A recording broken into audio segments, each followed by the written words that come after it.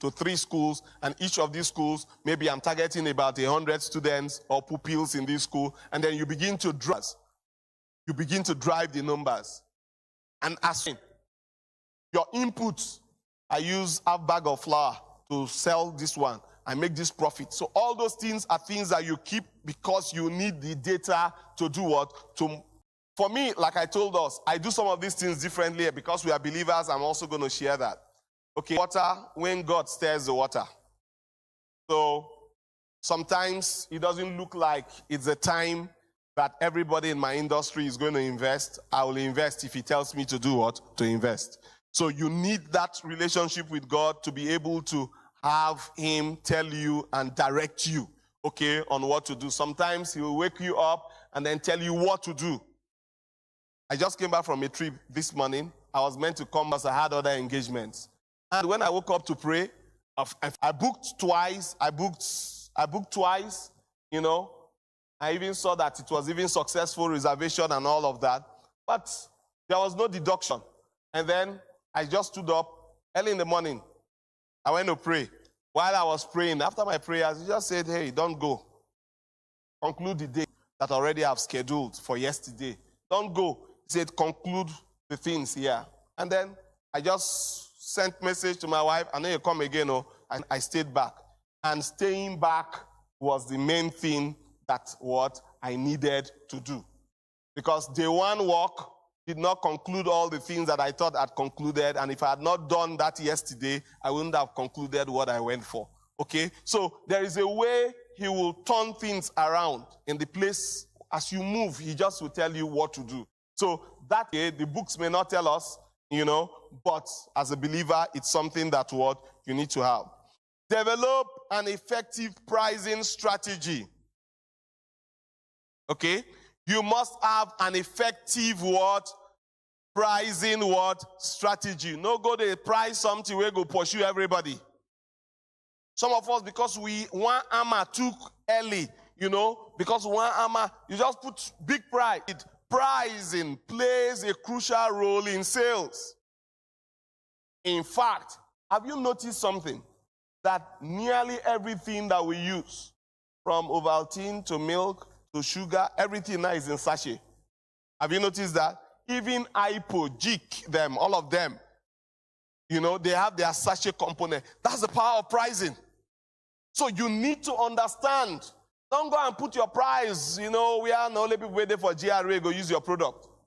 At the end of the day, you have a limited scope of people that you can actually reach out to. So you need to define and understand how you can run your pricing. Have you also noticed that since the dollar come play, have you noticed that the biscuit you used to buy, what has happened to the biscuit? Do you understand? Some of them, they no agree change the price. Oh. Have you seen cabin biscuit lately? It is a shadow of itself now. You see, this still resembles cabin, but it doesn't look like the cabin that we used to know. What have they done? They've worked on, you know, it's pricing. They know that will be adverse to increase in price. What have they done? They've reduced what? The quality. Have you seen bread lately?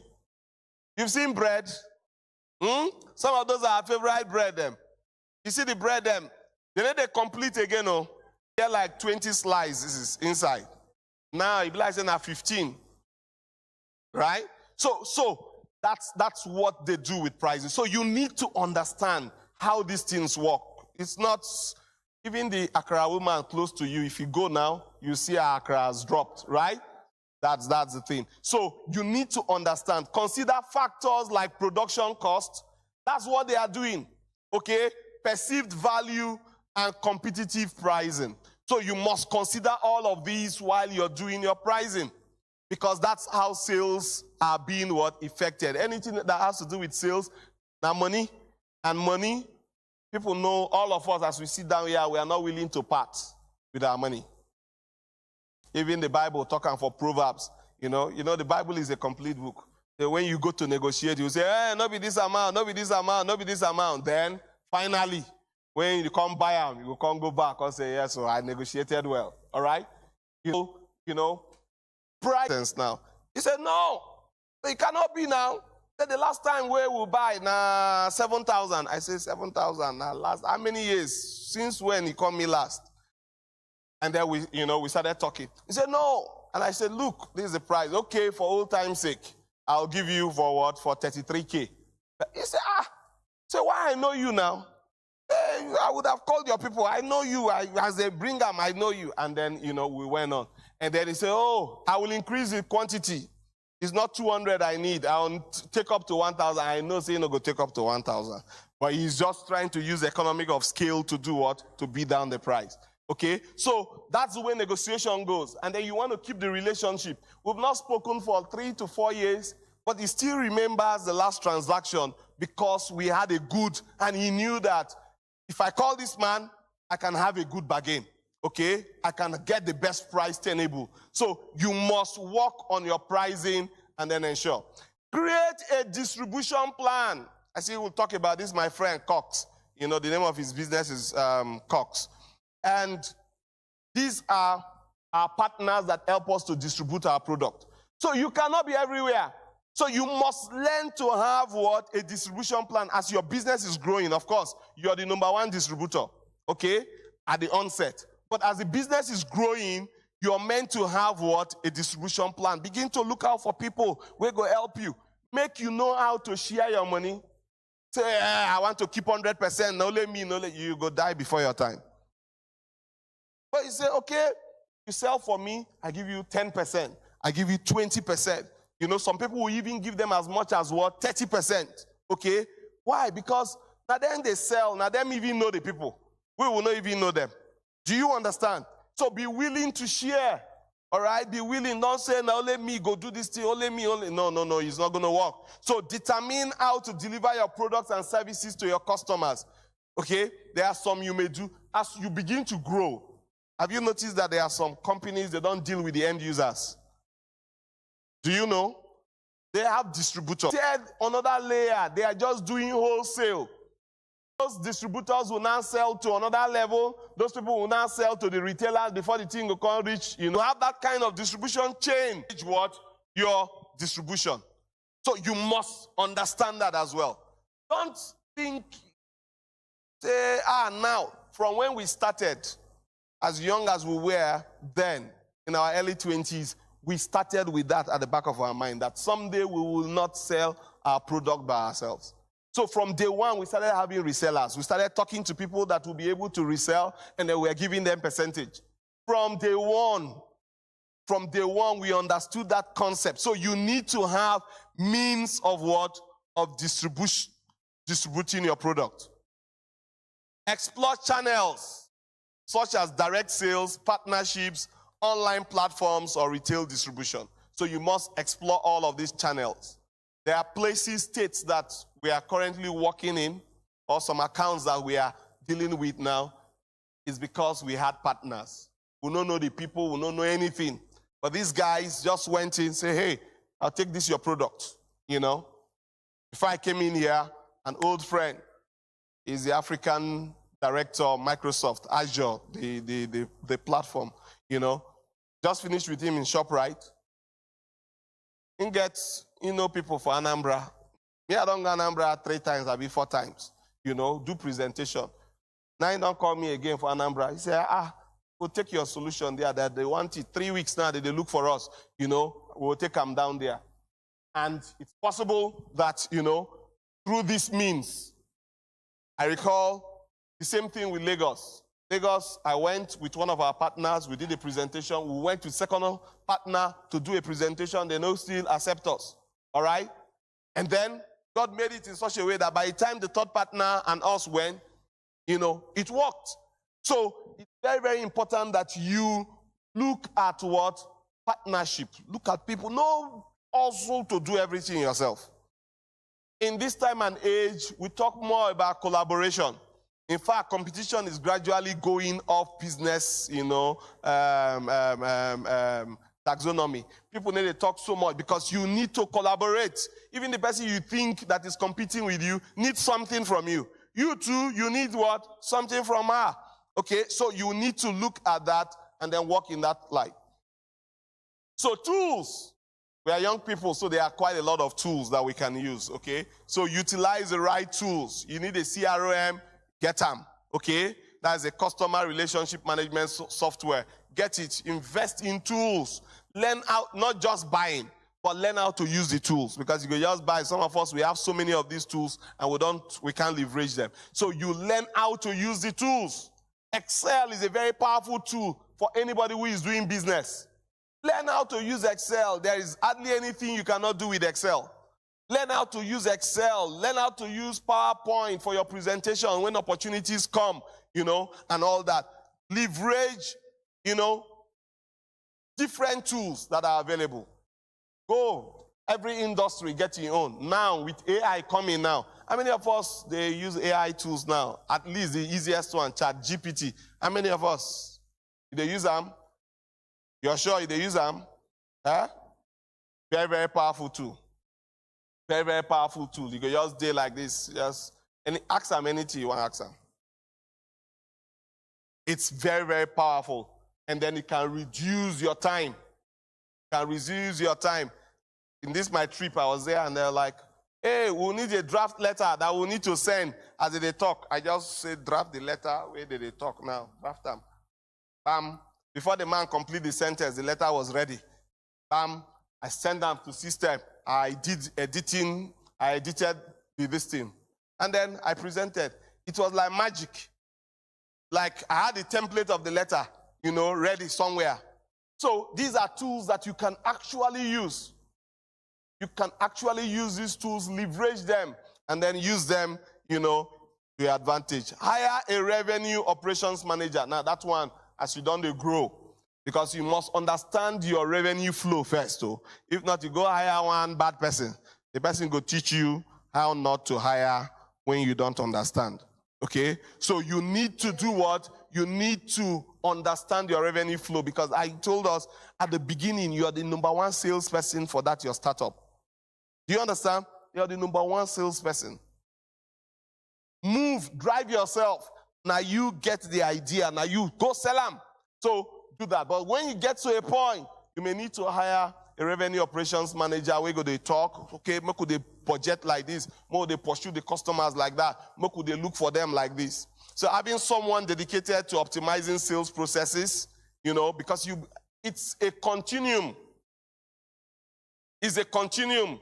In fact, the guy was just telling me, have you heard the news that Microsoft is closing their Nigerian office? And he said, their developers network, over 400 of them are going. It's a sales team, not sales. Intel don't close their own before now. Sales. So people will be no matter how big an organization is driven by what? Sales. All this grammar with they talk here and there is all about what? Sales. So it's the single most important thing that you find in any organization. So you need to give yourself to it. Continuously optimize your sales process to minimize waste and maximize results. For those of us that are producing, if they do soap, if they do pancake, if they do pop-up, if they do akara, if they do. So you need to maximize. Don't do adulteration, no. Don't do that kind of a thing. But as your raw materials are coming, you need to optimize. No room for wastage. No room, because everything you have there, will amount to the sales. So you try to ensure that what? You optimize. You optimize. You ask questions.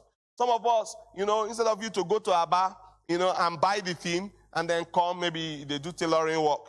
You go to, which market were they around now? Maybe New Market or Rumasi Market. The price will be 3 times, 4 times. I have 2 colleagues in my office, at least I know those 2. As they talk here now, then they for Aba. As they talk like this, then they for Aba. Now then they sew all our clothes for us. They not be tailors, though. I mean, they are IT people doing IT stuff, But all our clothes, they'll come, they go measure us. They don't know how to measure people. They go measure us correctly, take our things, they go. They know how they do it in Aba. Now, there are tailors here in Port Harcourt. Why are they not using the tailors in Port Harcourt? Why are they not using them? Costs. So even as the road is bad, Now then they tell us that they use bike from LMA Junction. You use bike from LMA Junction? That's what they've been doing for months before they reveal them. Say, why are you putting yourself in that kind of risk? What's the reason? It's costs. So at the end of the day, when they get it there, they're able to maximize. If they use Port Harcourt tailors, we will go say we'll not go buy. Because the price will not be as low as what they will give to us. Monitor progress and make necessary adjustments. So be agile. That's the agile approach. So you monitor your progress and then what? Make the necessary what? Adjustment. Every point in time. Don't just go and relax. No. You're doing a business. You're as the owner of a business, or maybe you're running business for someone. You see, the bottom line, this money part, is the most crucial thing. As you're giving good service, also they look the money part so that the money makes sense. Because once the money doesn't make sense, no matter how good your service is, you get tired. You understand? Get tired. Say, they suffer, we just suffer. That's how businesses close up. And you'll be wondering, this is the way they do so well. Why then close like this? At the bottom line. It's the bottom line. The business must be profitable. Okay, so you must be agile. Look, if today they don't move something now, wheat flour, now they work again, a cassava flour, we go feed, give you that margin. You know what to do. You begin to learn on it. Don't say, all my life, wheat flour, because of that. And then you do wheat flour until you get to the point, your business now, no fit to move again. So you need to be flexible. Ensure that your sales strategy aligns with delivering long-term customer success and satisfaction. Every now and then. Why is it that people go do anything to buy an Apple device? Why? All of us, where they use, see, my brothers, Apple. You see this in a million, no? It's million. You see these things now, they are in millions now. Why is it that people, I've seen teenagers, they tell you, I'm saving to buy Apple. I say, what do you know about Apple? But, it's the durability. You use their product, and it's like, they die. That's the kind of satisfaction. And all over the world, all over the world, if you go to China, the number of people using Apple in China is more than the people using Apple in America. It will amaze you. The products are so durable. My iPad, I've had that iPad for over 7 years. The first one got missing, not to say it's spoiled. That's how powerful those devices are. You go use device until you say you go tired. Is that they spoil? Why is that they spoil? That's the kind of service. And then you keep your customers glued. People know you for good service, for good products. So when you put a premium price, people don't mind because they know that when I buy this, I don't buy them. So when people come to you, that's what they get. Once people can know you for that, your customers. Those customers in turn will go and tell other customers. You know the phones that we were using when GSM came. Those of us that are old enough. Now which one? Nokia before Alcatel first. Alcatel, Motorola, Concom. Then Nokia, Concom. Then Samsung. Now Samsung, they reign. Techno, then Concom. Techno and Embroider. It's the same company that does Techno, Infinix, and there are 3 of them. Itel. The same company. I've worked with them. Transion. If you go now, the same company, in that same place as you enter. One there, na Techno. The other one, the same house. The same house. Doing the same thing. But they give us 3 different products for us to, struggle with in the market. And it's also a sales strategy. Okay, people do that.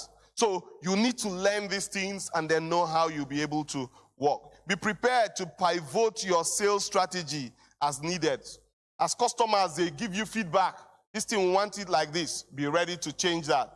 Highlight your customer testimonials. When they don't talk something good, write them down as well. All right? So my time is up. So conclusion, startup sales requires persistence. All this grammar, they speak. Maybe one day walk. It's not a stroll in the park. Okay, if you're starting something, you're going to be learning it, and then, you move on. So it requires persistence. Persistence, you go continue. When we wanted to sell our product to JAM, it took us 14 years. From 2005, when we finished NYSC 2004. From 2004, 2005, we started going to JAM. It took us 14 years before we were able to do something. So persistence. You need to. Some places took us 7 years. 7 years. We're going back and forth. We'll be going to Abeokuta on Tuesday. That will be like the third or fourth time we are going to that state. It's the same thing we are going to talk about. You will not say, I don't tire. No. All right? So you need to be persistent. Keep on going until you get the things that you want. Every startup is unique. It's essential to experiment and find your own sales strategy. So the one we go work for Accra, in a street where now only you they sell Accra, is different from the one you go do, where we say 4 people they sell Accra for the same street. Do you understand? Strategy will be different. Maybe 4 people there, your own now you go they do home delivery. When the other people they wait, maybe people they come there this thing, your own now you they go deliver and for house. So you need to look at, what you're going to be doing. So the strategies will definitely be different. And so you look at the one that works best for you. And you keep on trying different strategies. Some of them may be collecting extra money from you, all right? Because, for example, if you're doing delivery by yourself, now extra time they spend with extra energy. Maybe it's on your street, so maybe you're not paying transport, but there is extra effort you're putting in place. It may not reap the result immediately, but over time, you just notice everybody for the street, even the ones that they buy for the other people, they hang. Today I tire, I beg, rain they fall, I beg, make I call this woman where they bring Accra, come out. They don't move. That's how you switch, okay? Okay, you switch. The customer now will switch from informal customer to you now. And a rain we don't make that one what happen. Or it could be sun very high. Today I know if you come out, I beg, make I just do that. So you need to look at the models and then look at what fits you, okay, in that place. Okay, so if we put all these things together, trusting God, praying, and allowing the Holy Spirit to lead us, the truth is that we'll be able to make remarkable progress for our startup. Thank you, and God bless.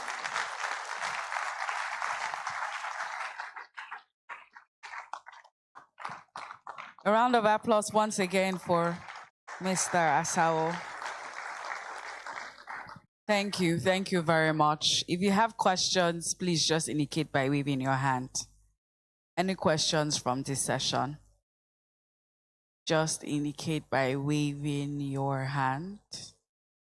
Okay, please just come out. And also, if you had questions for Pastor Edisimi, please step out too. Thank you.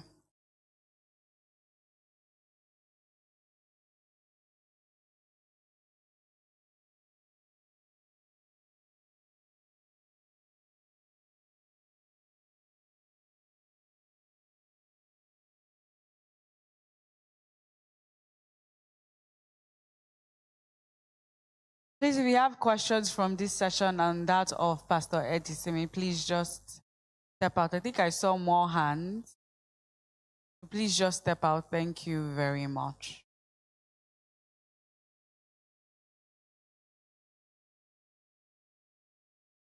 So we start with questions from, we'll start from persons that have questions for Mr. Asao.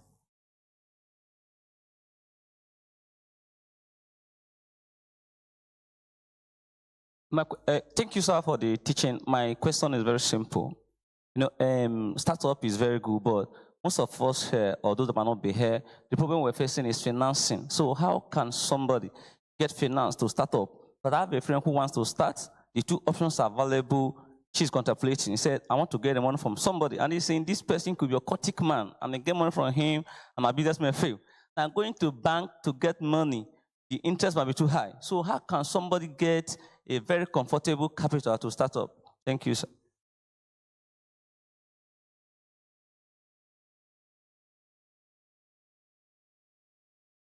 Thank you very much, sir.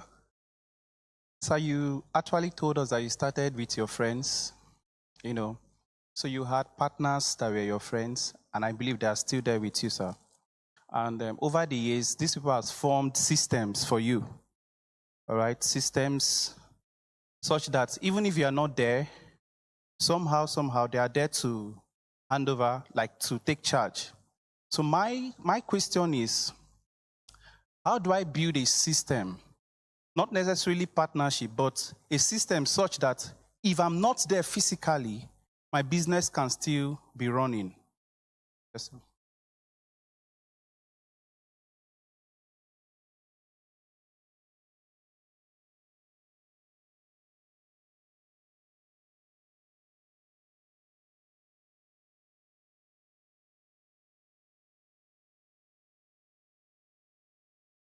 Okay. Good morning, everyone. Afternoon. My name is Samuel Lebube. My question is on the hiring thing. So I do business, personal development, and business education. And at some point, I needed to start a business. That was last year.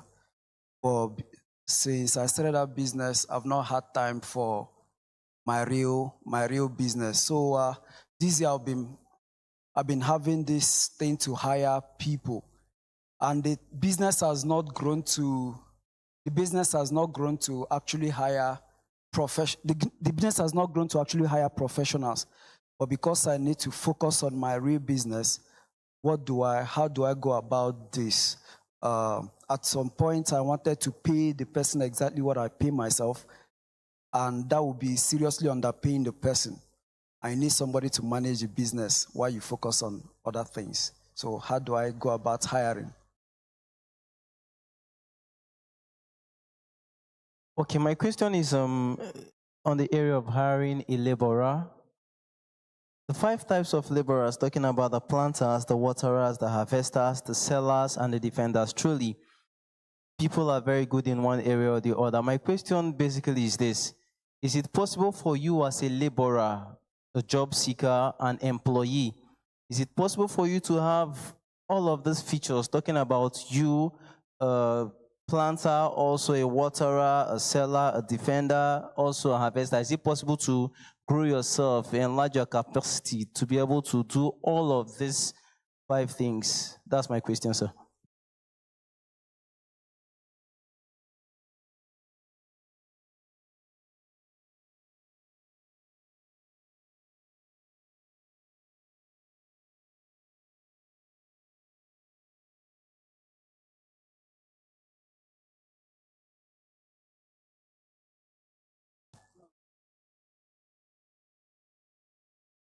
Okay, so capital for startup.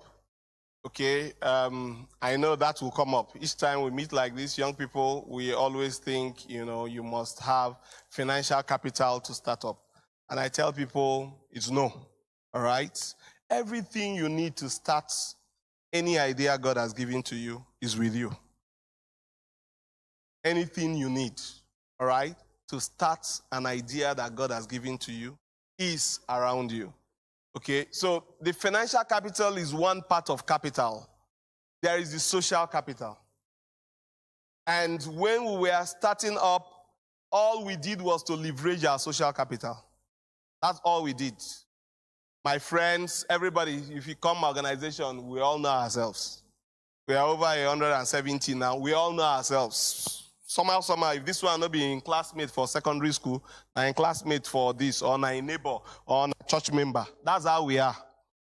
So, what we did was basically to leverage our social capital. The first set of staff that worked with us, we didn't pay them. First 3 years, they were all working for us. They were all church brothers and sisters and fellowship friends and brothers. And then we were able to do what? To leverage that social capital. So social capital is something that you can, that's why I say you can't do all of them. You look out for partnership. So some people have the money. They don't have the idea. So why don't you come, and then look out for them and then work. I know sometimes, you want to eat the money all alone. How much you want job?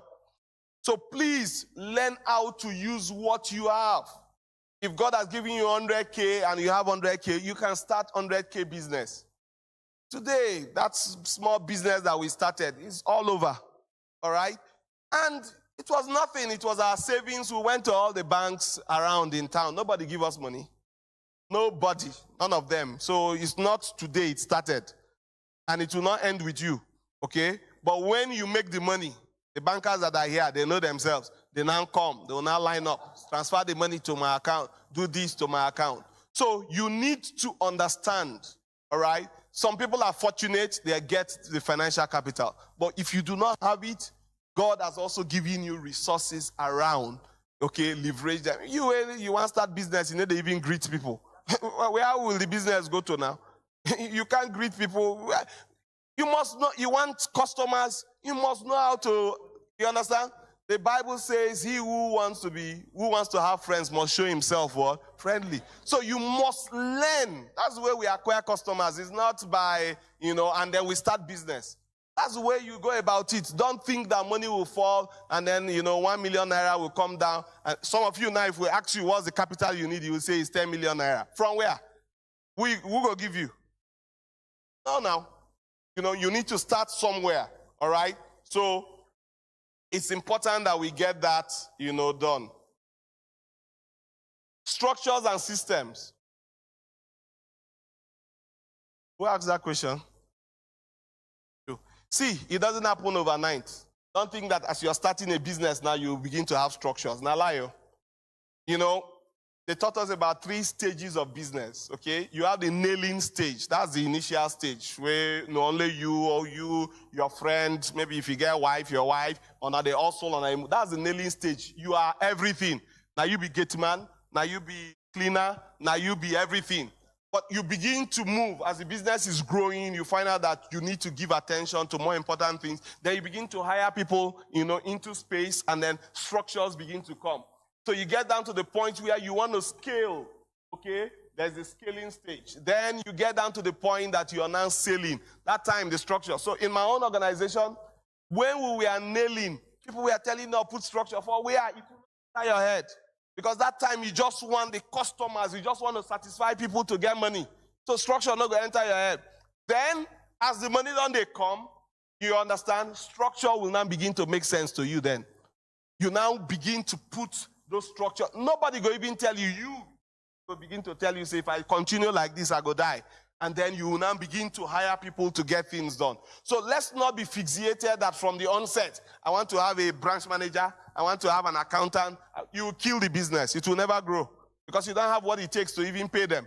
Do you understand? So focus on acquiring your customers. Focus on satisfying those customers, with the resource that you have. Then later on, the structure bit will begin to come in. And then you get down to the selling point. Okay, when you get down to the selling point, whether you're there or not, your business will run. Okay, it has nothing to do with the individual anymore. The structures are already put in place. And then things will begin to happen. Hiring a business manager, okay, so that you can face another thing. I don't know what is paramount to you. Is it that your business or the other one you want to face? So it's a game where you need to choose what is paramount, okay? At the beginning, onset of any business, at that beginning period, you, the owner, you are the most important resource to that business. It's your idea. It's your baby. So you need to be there to nurse it. That's why you see people go say, I get idea. Transport business. You buy car. You say Bolt. They do this. They do. How many people who don't try Bolt? Where did you not work? Bolt, they work for people who get their own. They will tell you how much they make. But you give another man to drive, unless he's a believer. He will come tell you tomorrow, say gear fail. The other day, brake fail. Everything is failing in your car. You begin to wonder how that's going to happen, So you need to understand you are the most important resource in your startup, not others, okay? So you need to put your eye. For those of us that are doing it as side also, maybe you are employed in a business and all that, people they do and well. When they close from their 8 to 4, they go sit down for their place. They understand. During leave, not there. During weekend, not there. So that's the way you grow it. So don't think you want to start something and then you give it to somebody. Okay. What is the advantage of outsourcing an accounting role to an accounting firm when you cannot, at the moment, be able to pay for an advanced accountant? Okay, so that's fine. But like I told us, see, in this time and age, young people like us, you have no excuse. Go learn how to use Excel and keep your records. This big name we'll call accounting. Now record keeping. At that onset, okay, you don't need any advanced, financial management and all of that. You don't need it. What you need is, I buy 3 bags of flour for 20 naira. I buy sugar for 10 naira. I buy this for this. And as I buy all of them, the total cost of the things, raw material, 100 naira. Okay? As I do the sales, I sell my mind, I sell this, I sell that. I don't sell 150 naira. What are the other things that expenses are incurred? I pay transport, go to Rumasi market. I buy something. I pay this. You put all those things. By the time you deduct and finish, you see that 10 naira you make. That's it. So proper bookkeeping, just to the right, the things where you do. That's all you need when you're starting up. Don't go because once you begin to take, unless those people they do are free for you, you don't want to incur so much cost because there's going to be a cost attached to what? To that accounting firm. So a startup needs to be as lean as possible in incurring costs. It must be lean as possible. That's why when we are starting up, you can't pay yourself big money. Some people, as they start up, their salary inside of this 500,000. So I'm the CEO of the business. You don't give yourself. You must have complimentary card in gold. You must do this. You must do that. That's why after 3 months, you end that 3 months, 500K times 3. No fit again. The business don't pack up. So you must know that a startup needs to be as lean as possible in its cost. Even if people are investing in you, you try. That shows responsibility. Otherwise, you will eat up what? Your seed. Okay? You will eat up your seed. And you don't want to eat up your seed. Your seed is for what? It's for planting. So you need to understand that concept and then develop yourself that way. Thank you. So let me just add to that. So apart from the fact that you can use simple things like Excel, if you begin to advance more than that, there are also automated accounting softwares. And some of these softwares, you can get it for free. They are there. They are just there. People want you to use their softwares. You have to look for... Google even has an automated software based on with its background on Excel that you can use as a tracker. But back to what he has said, whether you are using an automated software or not, it still depends on you sitting down to write what you spent. So the biggest employer of accounting for a startup is your discipline. You need to be disciplined. That's all. A round of applause, please, for Pastor Edisimi and Mr. Asao. So next question. Praise the Lord. Good afternoon, everyone. My question is for the first speaker, and it is in the kinds of laborers. So the question is in the kinds of laborers, the 5 kinds he pointed out, planters and the rest. And I have a small business, and I intend to employ someone because it's more like a side business because I work, and I need the category of these waterers, a waterer, someone that water the business. Now, if I want to employ the person, maybe someone I don't know, because I wouldn't want to bring in friends. Now, how do I identify that the person that is coming for that position can do this particular thing I want the person to do? All right, thank you.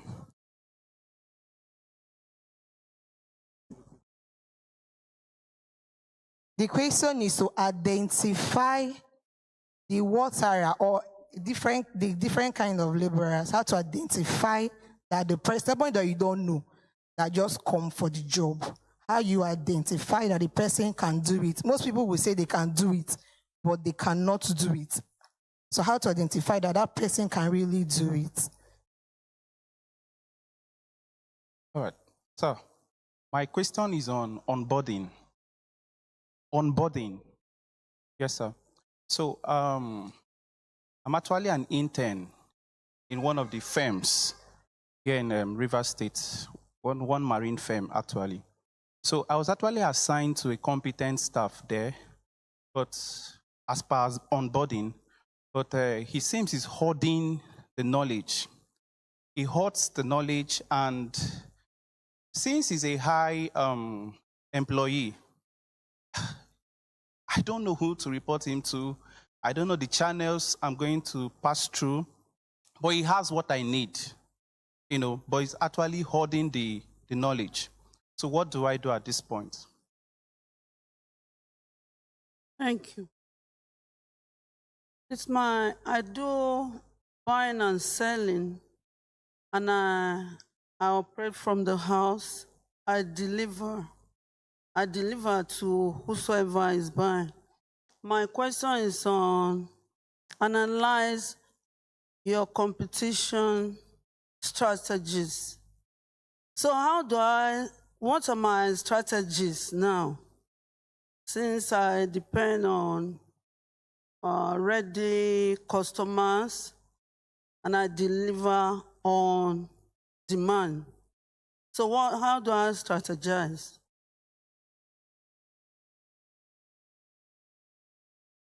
Praise the Lord. All right, my question is to the second speaker. I have this question. It has been bothering me from when I became a young Christian and just growing up.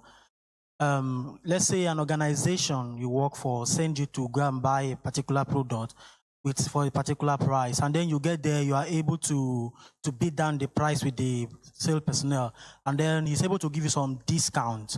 So what are you expected to do with the remaining money? Are you expected to return it to them, knowing too well that when you buy this product, they're going to put a receipt, and they'll give you a receipt, so you take it to the company? What are you expected to do?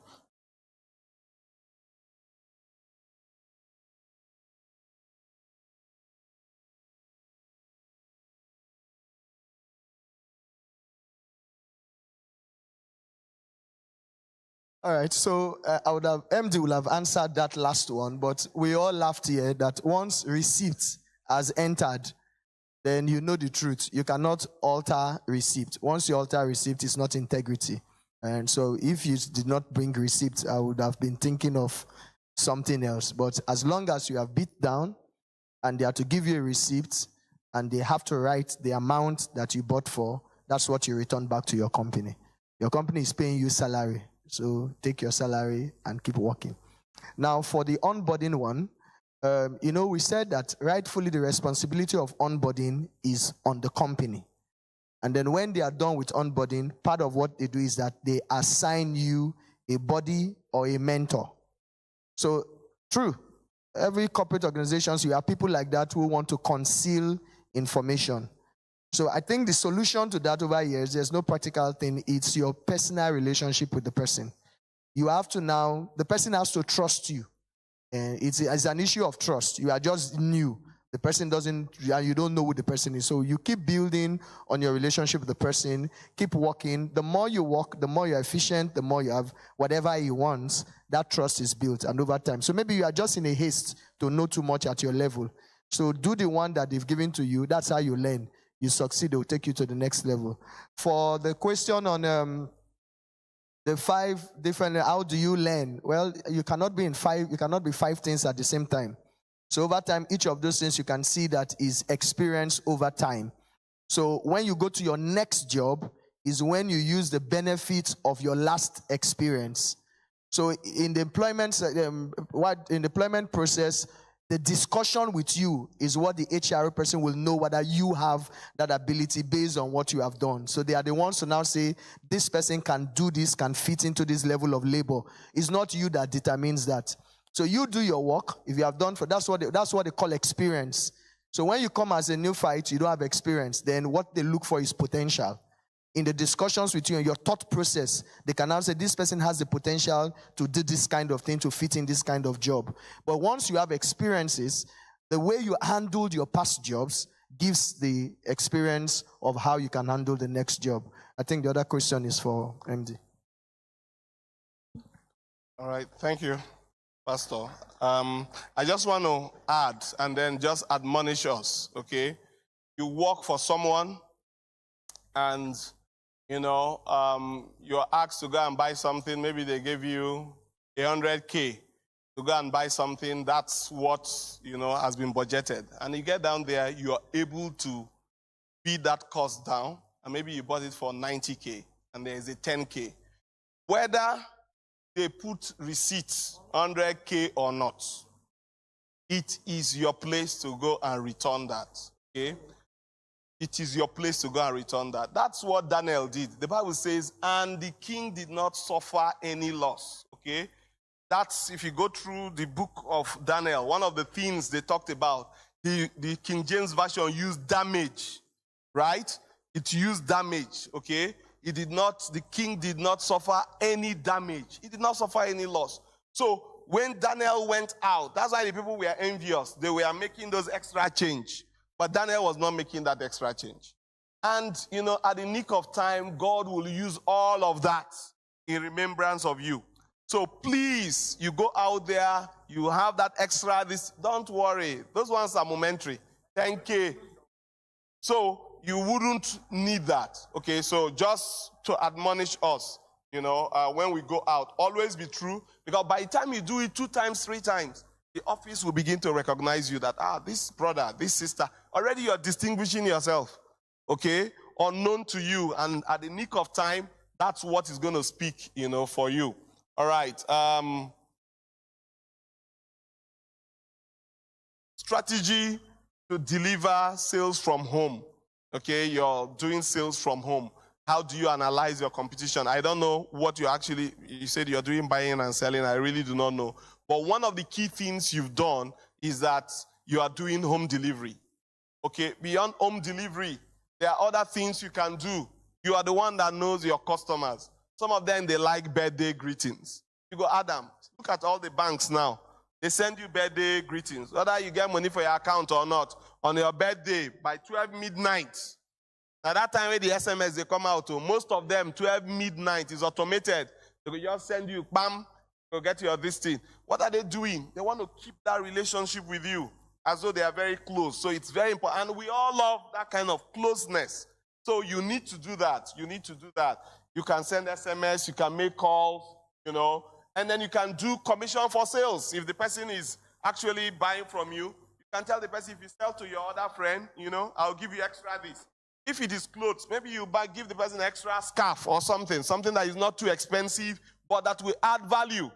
You understand? It could be a tie, it could be slippers, it could be something not too expensive, but before you know it, all of those things are the things that will be adding value. So you need to understand, and if you understand your customer very well, you can even cross-sell. You're selling clothes now, but you get down to the house and you discover that she has a baby. All right? You can say, I can help you with your baby food and all of that. I can bring all those ones. You don't need to go to the market. I'll get the best rate for you. And then before you know it, you now have another, line of business that you're even doing for those your customers. So we need to have all of this. It's endless. I want to believe that the Spirit of God will guide us accordingly. Amen. Another round of applause once again for our very wonderful speakers, Mr. Asao and Pastor Edisimi. Thank you very much to everyone that came out to ask the questions. So right about now, we'll be having a very powerful panel session. Education is something that is very important to all of us in Nigeria. I mean, more than half of the time, if you say, oh, mommy, I don't want to go to school, they will carry you to church. It's village people, right? Right? More than half of, You say what? But so we'll be talking about redefining education in the 21st century. And I'm very delighted that we still have our speakers in the house and they'll be coming up now.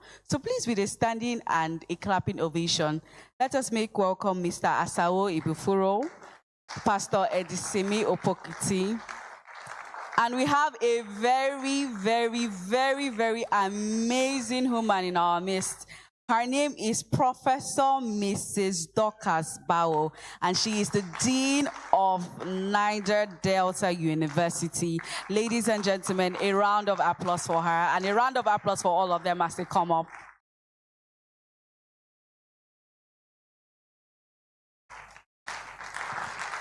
Please don't stop clapping until she comes up.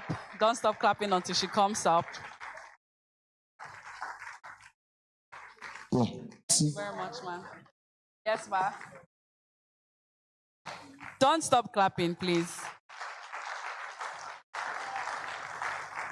And to moderate this session will be our organizer, Mr. David. A round of applause for him. Don't stop clapping. Don't stop clapping. Thank you very much. Before you sit very quickly, I want you to... Don't worry, we are safe, we are safe. All right. So before you sit, very quickly, I want you to look at your neighbor, just the person by your side, all right? And tell the person only one lesson you have learned today. Only one, not two, one. Look at someone by your side and tell the person one. If you have done it, sit. If you have not done it, remain standing. Tell your neighbor the lesson you have learned. If you sit down when you have not done it, Holy Ghost fire will burn your bum bum. Tell your neighbor what you have learned. Very quickly.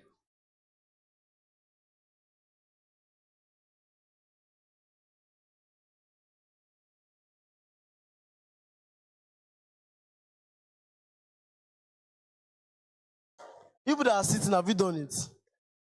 Confess, so. Fire. Yeah. All right. And then real quick. We are safe. We are safe. All right. Thank you very much. This session is so particular to me because I have a lot of problem with the system of education in Nigeria. All right, I have a whole lot of problem with it, but that does not mean I do not encourage it. I encourage it. A steward of education. However, I believe that for us to have real-time change in the society, starting from our immediate environment to Nigeria and Africa and even the world at large, we need a complete overhauling, first of our mental occupants. What have we believed education to be over the years? We need to first redefine it, then work according to the redefinition we have given of education. So it's no longer academic alone. There is, because, I mean, you are eating today not because of chemistry that you learned in your school. Am I right? Am I right? Is it physics that is putting food on your table today? But that does not mean physics lectures then was not important to you. So there is that balance, and we are going to have that conversation here and now. If that sounds like something you're excited about, I want you to first of all put your hands together as I welcome Professor herself to just tell us a little bit about the education in Nigeria, and then we can go right into the conversation itself. Professor Ma, welcome. Welcome. Please just talk about education because it's your line. You are the Dean of Niger Delta University.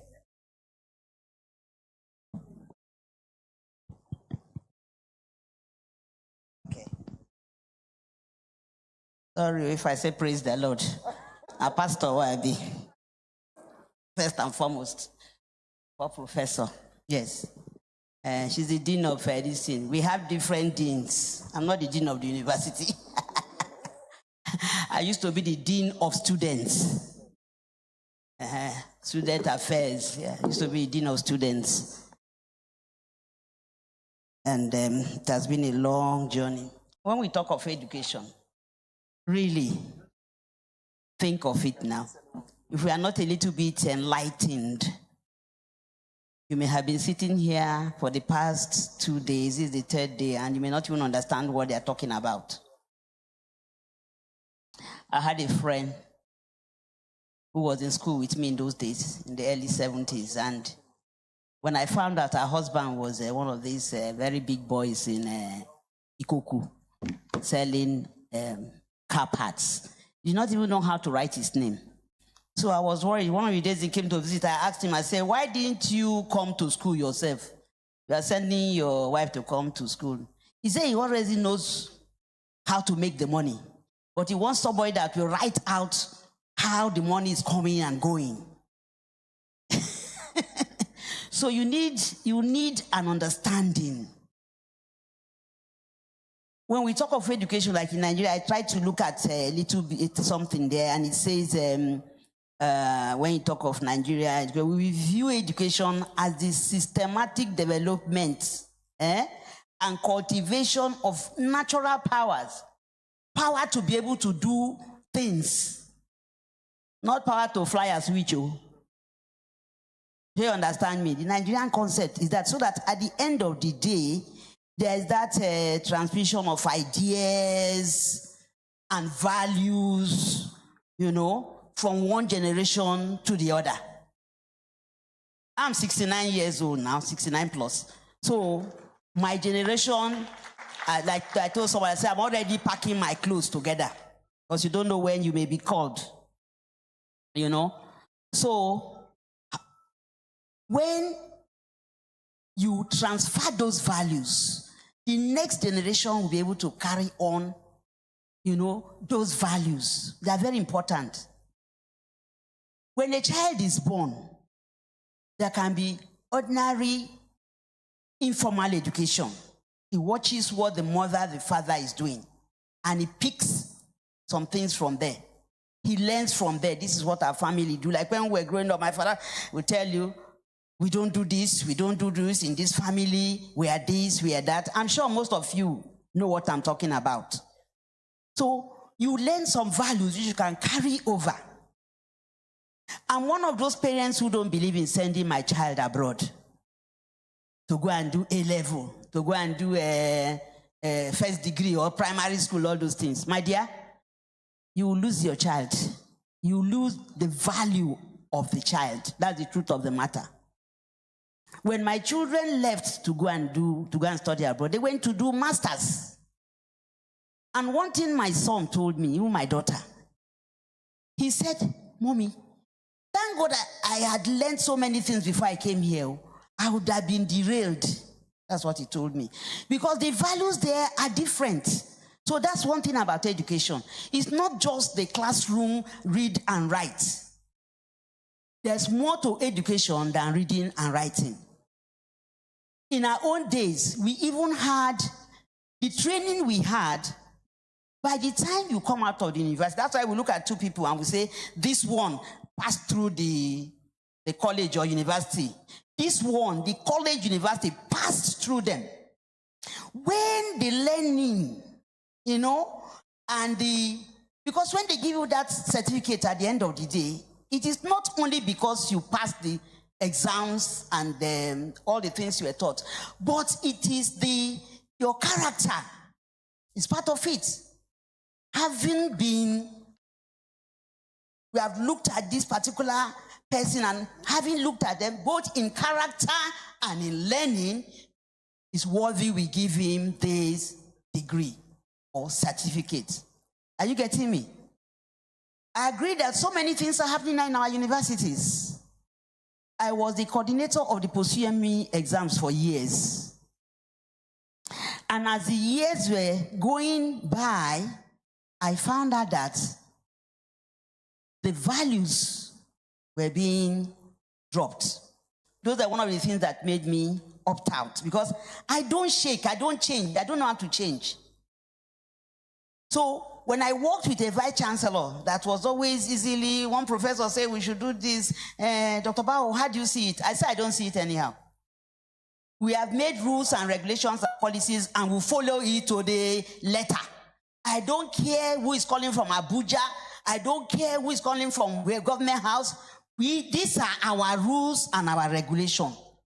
If we don't follow it, we'll have problem. And I tell you, the students that went through that process from 2005 to 2012 are the best Niger Delta University students we have.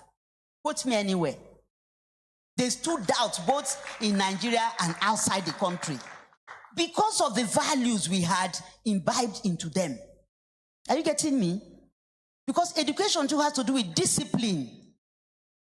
So first now we don't want to do the jam. Somebody will do and do the jam for you. Then you come in to come and do the post-UME. And even in the post-UME, you are trying to see how you rigmarole.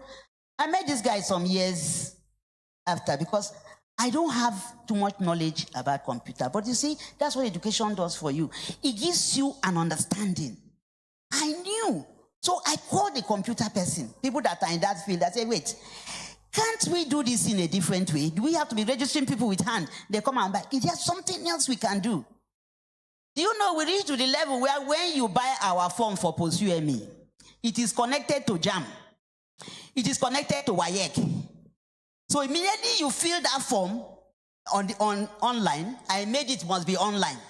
As you are filling that form on, it will be asking questions. If you never pass your WAEC, come put there some scores, the thing will just be showing red. It will just show that point until you change it. You know, see, that brought me trouble from Abuja. Who is that woman that is there that will not allow my son to do? I know Sheku.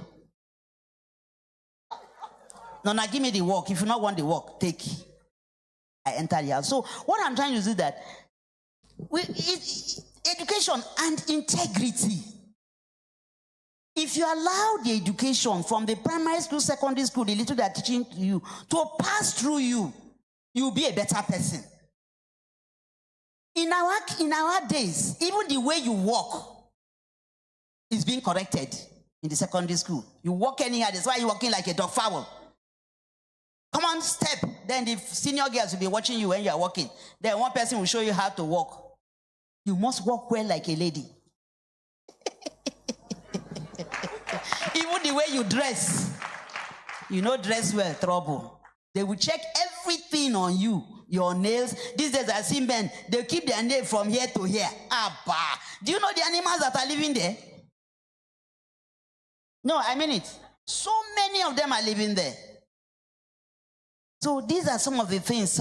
Maybe they will give the formal this thing. If you go through your, what do they call that thing? Google. You see, they will explain to you plenty things about education. I don't want to start talking all that grammar. I write and here, but no need. But one thing I want to mention here before I go. Please, young ones, I love you. And I've decided that when I retire, I work with the teenagers and the children. Because there's something basically wrong. They are not properly directed concerning the values of a Nigerian. Nigerians, we have values. We have just been copying nonsense from other places. Copy from America. And we won't even copy the good one. When you go to London, when you go to Britain, God showed it to me. When you go there, you see the men and the lower class.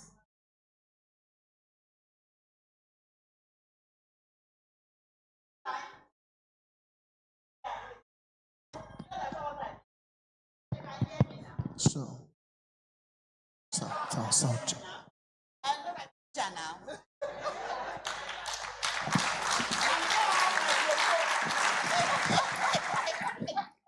We don't have microphones, so you must learn how to talk so that how many 100 people must hear you. Yes, my dear. So what I'm trying to say is that education at any level is very important. And you see me, I'm retiring, but do you know I'm already registering to go and start studying something. I won't tell you what it is. You sure, when I went for the midwifery course, they said I was too old, that it's only 50 years and below. Since I was already sick. You say? That I've told you people. No, that is one now. They are quite a number now. I won't tell you the others. I won't tell you the others because already I bought the machines and the equipment to do that one. So I won't tell you so that these young ones will not come and be they compete with me. I will compete with you equal. So I want to be pass through. When we were in school, we were made to read books, novels, history books. So I'm a science person, but you have to know things about other places. The first day I landed in the UK, I knew all the names of everywhere. I understand. I said, this must be Trafalgar Square. Oh, is it what it really looked like? I've never seen it before. That was my first time. You understand? You people don't read. You don't look at pictures. Please, delete all those nonsense on your phone. start to get quality things you can learn. You see this thing they were talking about, what did you call that thing that they used to do? Calculation. Excel.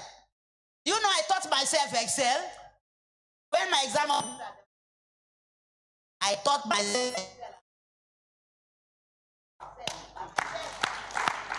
Wow. Yes. So there are so many about education. Make I leave now.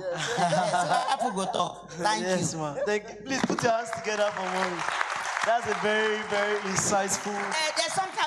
Danny just went to call that point. Please, if you want to excel, read that book of Daniel. I think you mentioned it also. Because one of the things I had prepared was Daniel chapter 1, verse 17. Please read Daniel. There's so much wisdom from there. We gleaned a lot of things from there. Some of the things we used to excel too were from those things, from from the Bible. Please, if you are not having in God, try after this program. It does a lot of teaching to you that people will be wondering, how should they get this idea? How should they get this idea? It is God that puts it. You understand? Yes. When I was doing my PhD, was to check the a particular insect. I'm an entomologist, insect science. How a particular insect was, being able to devastate the farm. They don't see the insect behavior. They don't see the insect when it does the destruction. They suddenly see the destruction.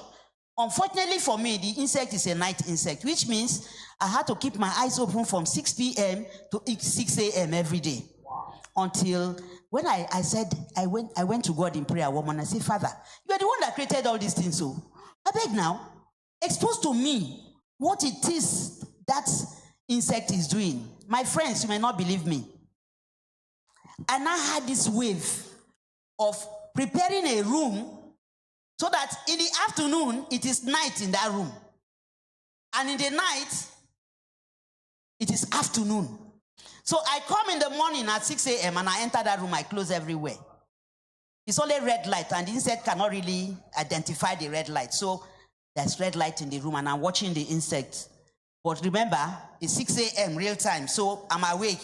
So I sit down there till about 6 p.m. About 6 p.m. So I've watched how the students did this. It is about 6:30 p.m. It has started activity to be jumping up and down. I'm following him with my eye. Jump here, okay. This one. Wow. And I now found out, and I was able to see the egg. One of the things that passed me my PhD, when they brought an examiner, they thought the person would fail me. The first thing the person asked me was, how did you see the egg of this insect? I had worked with Professor Taylor and Ajibola and this one it was mentioned to me. We never saw the egg. That is what God can do for you. Wow. And he's still doing it now. Thank you so much. That was 1989. Oh. Wow. Put your hands together. Imagine now. Put your hands together. Wow. Let's. Wow. Wow. Thank you so much, Ma, for that powerful insight. Thank you.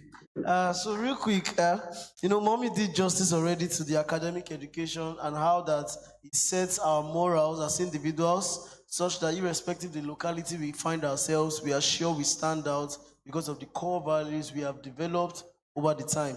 So I would just like to throw this first to Mr. Sawo. So I have a question here. He says, how can we balance the need for traditional foundational skills with the increasing importance of emerging skills like critical thinking, creativity, digital literacy in the 21st century education landscape? Do you understand the question first before he answers? Don't understand? Okay, let me break it down because he cannot answer a question you do not understand.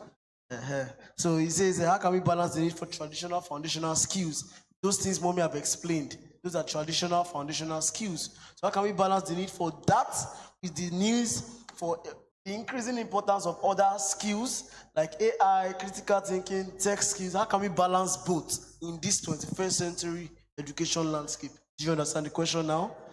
Yes, sir. You can go ahead, please.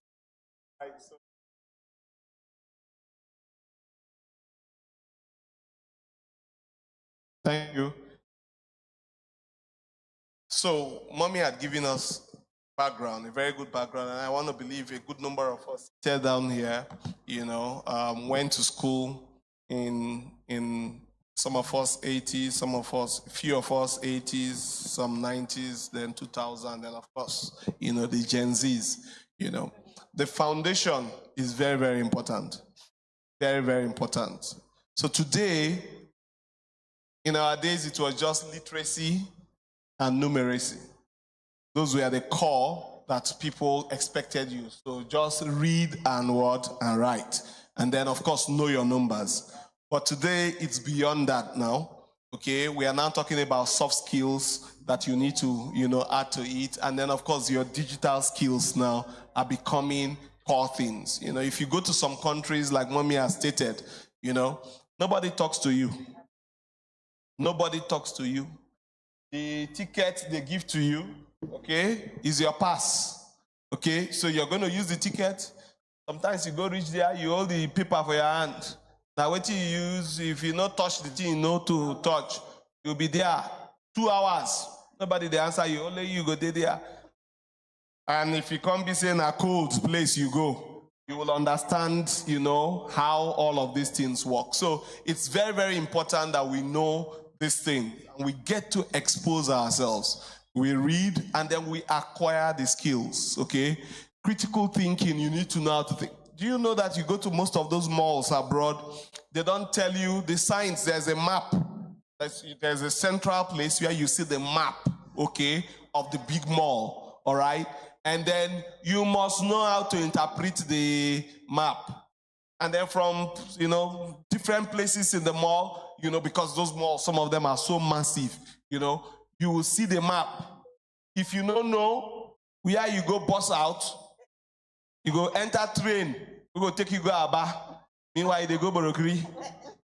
Do you understand? So you must, these are things, and nobody will teach you. Nobody,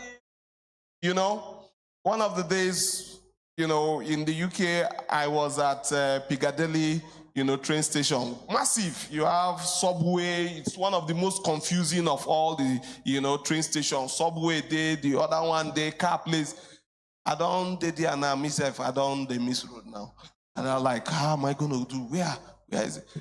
And I met a lady, and she just said, that way, that way was the end of it all.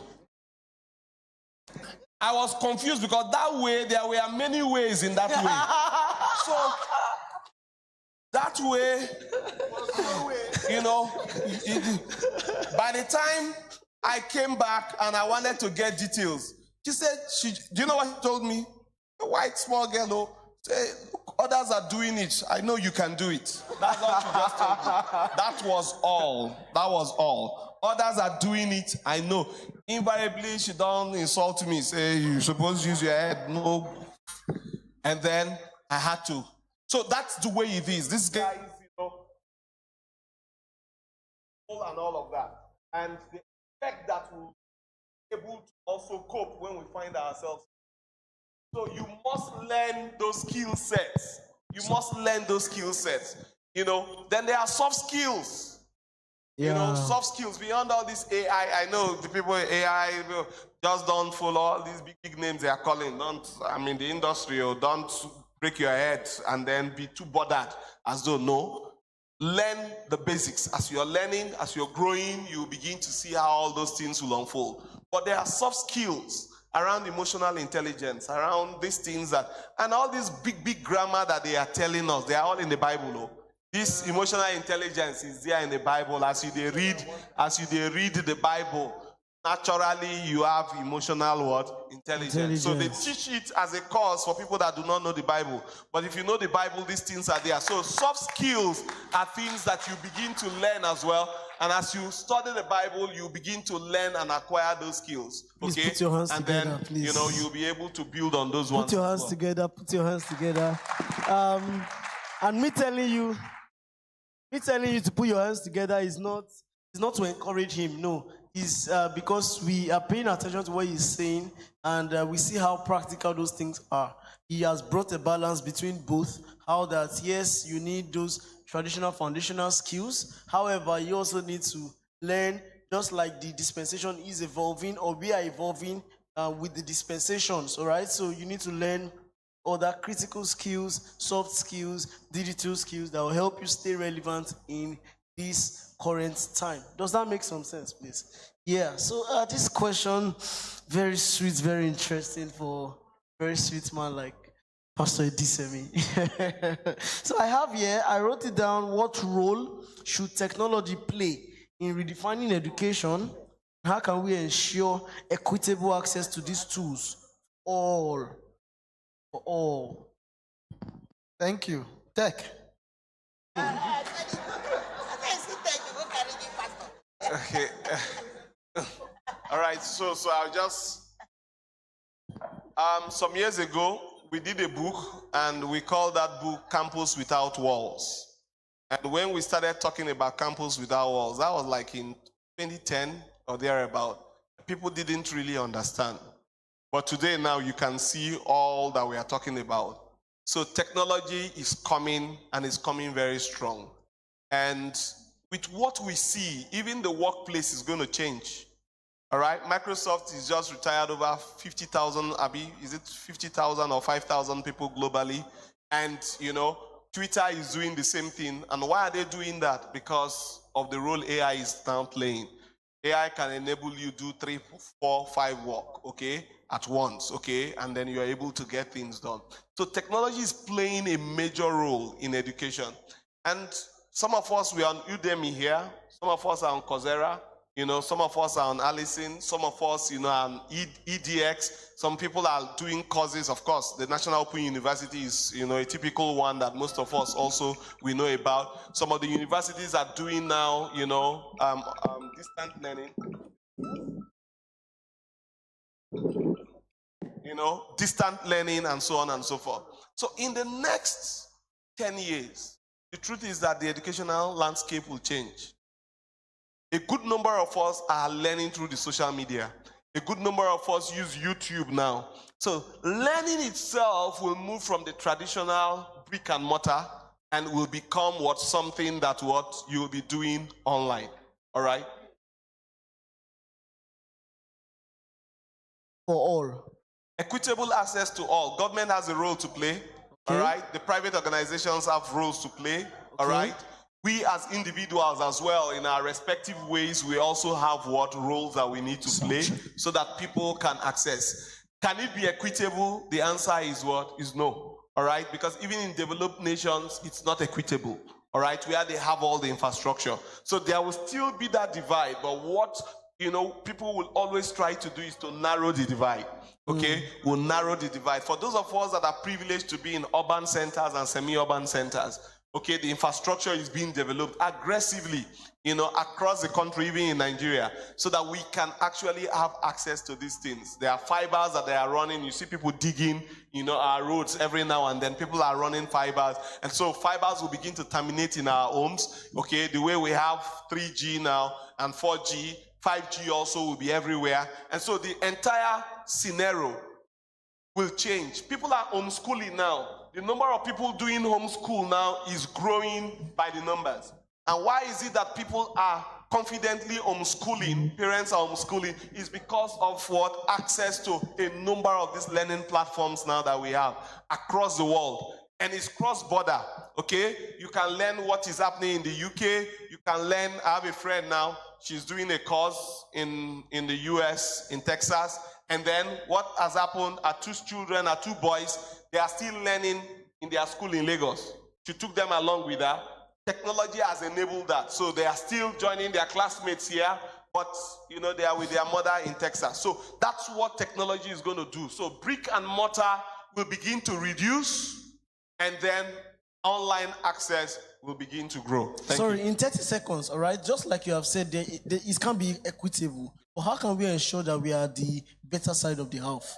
So for us, okay, it's basically begin to align yourself, okay?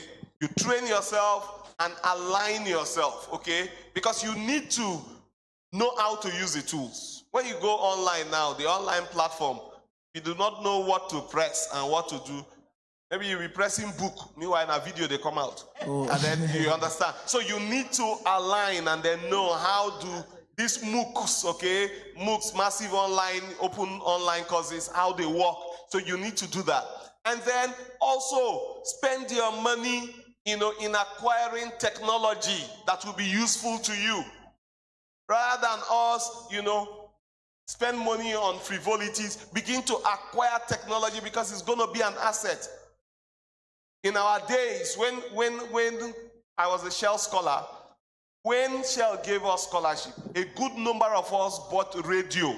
Those days CD radio was the one reading in school. A good number of us, CD, 6-player, 3 players, they bought that in school. Some of us used our own, and then we bought what? We bought computer. All right? So that's the difference. So some people bought those ones. So what do you use your money to acquire?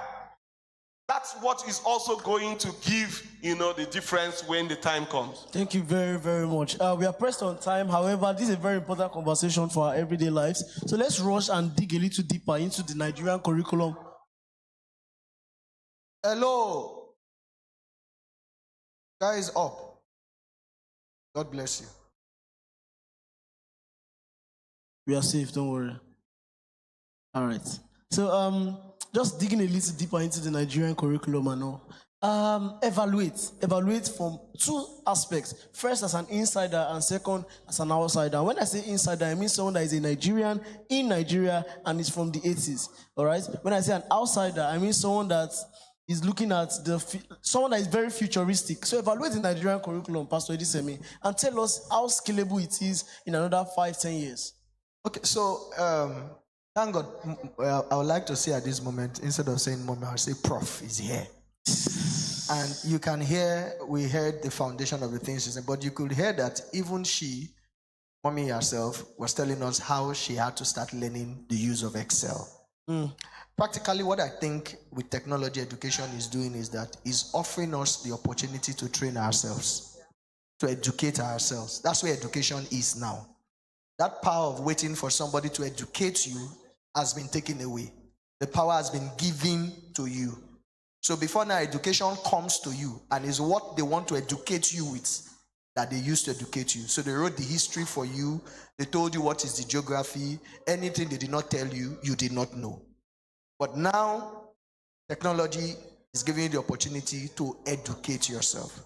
So that means that the shift of the curriculum means that whatever is not fitting for you and you are still using it is now your fault.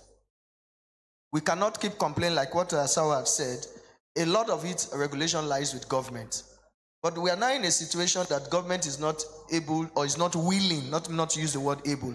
We're now in a situation where government is not willing to do what is right to do with education. It's funny that some of the things we still learn, I just realized this morning, preparing for this, just putting my thoughts through, that people who do computer science are still dealing with things like in coding, you're still doing Fortran. They still teach people Fortran in school. I think it's just for the list. I don't know. Okay. When you want to introduce it, foundation. Come about. Then it will help you understand. Okay. That you build from the top. But we can also say, our curriculum is changing every day. Okay. I mean the university, the course content and all those things. As I'm talking to you now, there's a new thing the NUC has brought in. We are trying to work that one in. That's good news. Yes. For instance, when in the 70s called GLT, which enabled us to learn how to do carpentry work. Like now, I could put a box together without nails. They taught us how to make the key. DIY, those metal do it yourself. And glass work, all those things. They taught us. That was a GLT course. Now, what we are doing in university now is what we call the, what's that course? Yes, that's something. Now, when I had a say in Senate, in the management, I encouraged them that the entrepreneurship courses, because I was the director for the GST, as they call them, General Studies. So, because you did science, you must do some social science courses. It must be a bit widespread. In it, I now introduce garment making, I mean, all those kind of things. Although they were running me down, why would they be doing so? I said, no, let's do this thing. If a child finishes some of these things, it's time the student does not rely on collar job. Mommy, sorry to interrupt. Just to ponder a little bit on what you're saying, okay? This topic, I was telling him, I don't think we are ready for the conversation. Because I'm telling you the truth. The initial time allocated for this particular was even 3 hours, and I'm the one that wrote the script. I said, let's do 3 hours for this panel. Because in 3 hours, we are still not done. Do you understand? Mommy, I have been to... Sorry, let me stand. I'm sorry. See, in the university I attended, okay? I will sit in the class. My lecturer is teaching. Oh, mommy, please, just understand what I'm saying. My lecturer is teaching. Massive audience. Nobody's there now. I'm telling you the truth now. And by the time she's done, she'll tell you, take a sheet of paper for test. And she'll tell you that test has 3 marks. Do you understand what I'm saying? And I will not mention his name. Please, I hope he's not watching this live. I'm telling you, this man will come and meet me after the class to give him transport money to go home.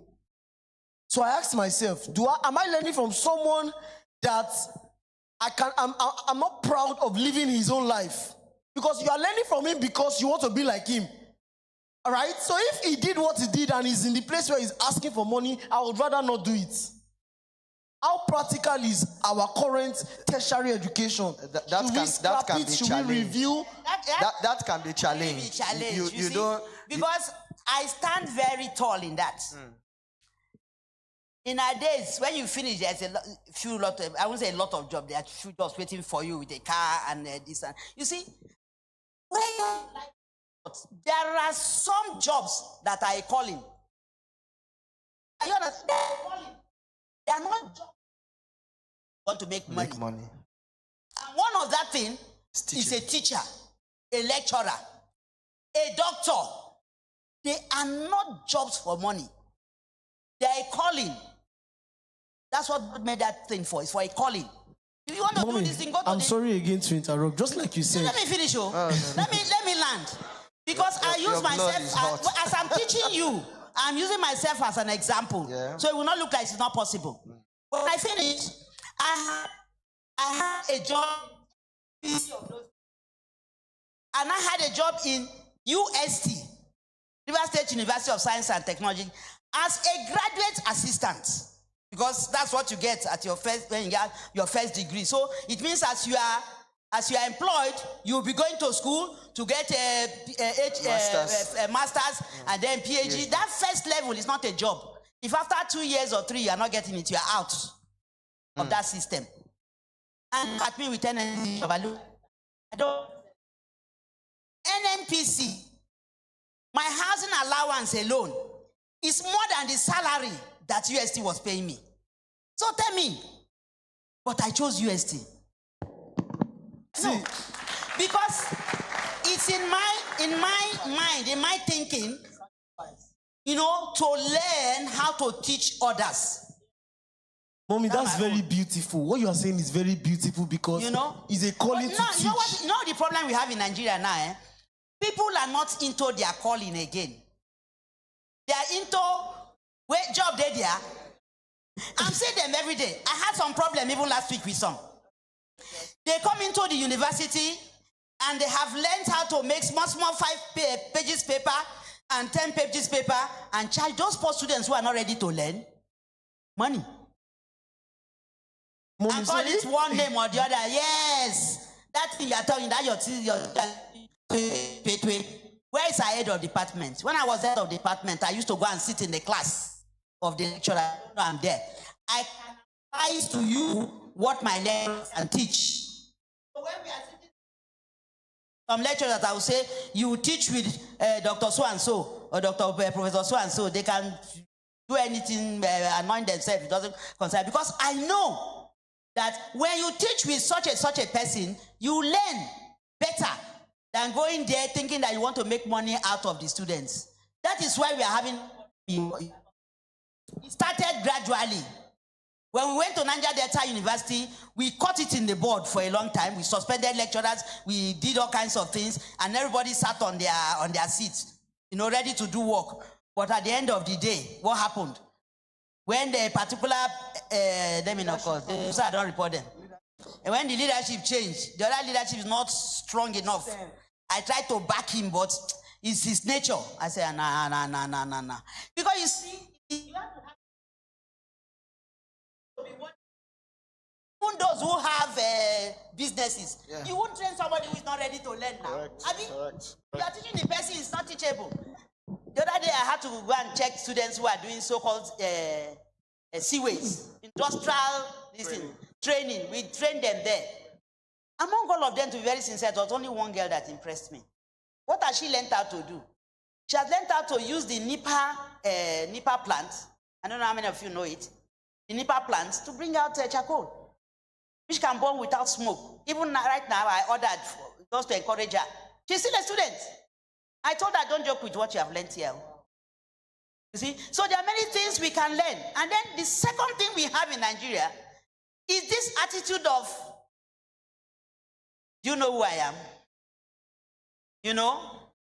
We like to equate ourselves with some things. No, now many people hear that I'm a professor. Professor with waiting now. Professor that you should be able to say some things concerning your area. Abi? Not professor to come and make younger. Meet Professor Mrs. Then you say you're becoming Professor Mrs. One of my friends told me, Dr. Bawa, you don't even get picture of yourself for your house. If not me, I could make one giant picture where. What is that? Is that why you graduated? No. It is that you can give knowledge so that when I'm stepping out, as I'm living, and that person is able to take over. Are you getting me? But we lost that somewhere. And is this Mr. Naira that caused the problem and dollar? They're the ones that caused the problem. We made them our gods. So, Mommy, you see, this panel is very beautiful because we have people from different age groups here. The focus of each generation is different. Exactly. So in their generation, they focus mainly on the intellectual prowess and the ability to transfer information, which is power, actually, applied one, to from one generation to another. In my generation, we are focused on the Benjamin, okay? When I say Benjamin, if you understand the US dollar, you know that it's Benjamin Franklin on it, all right? Now, two things, Are we now saying that we should focus on our calling and forget a level of financial capability and stability that looking for a high-paying job would give? All right? Or you are of the opinion that yes, so you are still going to focus on, getting some level of financial prowess, but try to balance both. Yeah. Which of them are you trying to say? We should just go on our calling and start schools and teach. So I think we are missing some. When we are in a dysfunctional system, dysfunctionality now looks as if it's a norm. Okay? So that's the first place. So the system we already are, even as a nation, is dysfunctional. Because the first thing that you talk about, money and all that, is about being comfortable and surviving. Having 7 cars is a personal thing. What is basic is that you should be able to have transportation. That transportation, if the government has trains and buses that work on time, then you realize that you don't need to buy a car. So it's because we're in a dysfunctional system that now begins to make us think that everybody now needs to find a way to set up his own system. So living has become more difficult. You have to buy your water. You have to set up your own security system. So the basic money that you will have used to now just live your life, learn, live, holiday, you have to work harder. So that dysfunctionality is what is the problem here. Because everywhere around the world, a professor does not need to be the billionaire in the city, but being a professor, doing a calling, teaching other people, what she gets as remuneration is enough to live her life and train her children. Being a doctor is normal. Being a teacher is normal. When you watch American God's Talent and Britain God's Talent, do you see how people come and they ask them, what's your job? They say, I'm a janitor. And they say it with all sense of, I'm a janitor. You know what a janitor is, right? a cleaner. Some people say, I work in McDonald's. And they are not telling you in a way that they are pitying themselves for you to find a job for them. Because being a janitor or being in McDonald's does not deprive them of basic living. If they want those extras of buying a Lamborghini, the responsibility now lies on them to look for the necessary skill and relationships to get that. So for me, what I think is that our curriculum needs just a little bit of refocusing from time to time. Because like technology, there is 3.1. In another 2 years, it will be reassessed to 3.2. What is happening to us in Nigeria and Africa is that I think the NUC, like Mommy has said, is good and I applaud it. What is happening is that we are not constantly and speedily reassessing that curriculum. Let me just say this because of time, and I think 5, 6, look at the things that I think education should face as whatever we do as a curriculum. One is humanity.